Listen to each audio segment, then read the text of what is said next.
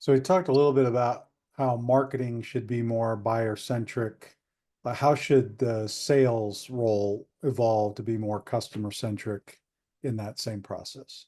The SDRs today have the best insight into what buyers are asking about, right?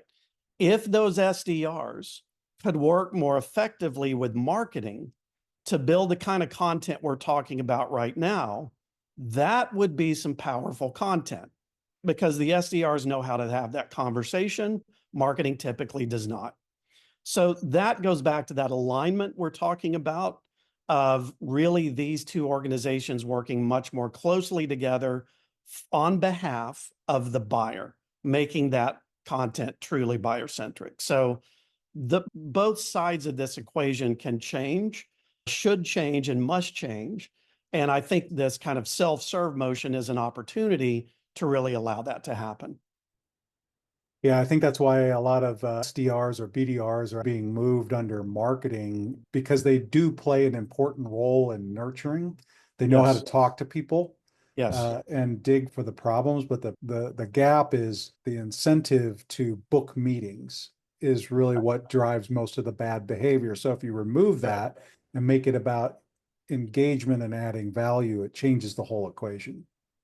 I see a lot of talk in the sales world about the closing process being more prescriptive as opposed to the old model of having to inform and educate buyers, which is really what marketing should be doing today. That's exactly right. And that is the bridge. And if you think about the role of marketing, that's another really cool fundamental change that's coming is marketing has already done that. Again, these buyers have done 80% of that research as we talked about. Well, that's through marketing and through reaching out to colleagues on LinkedIn and finding out who's using what. All that's been done. So what we're doing here is extending marketing's role further into the pipeline to continue that great content, that great dialogue, but then also overlapping that with the sales motion.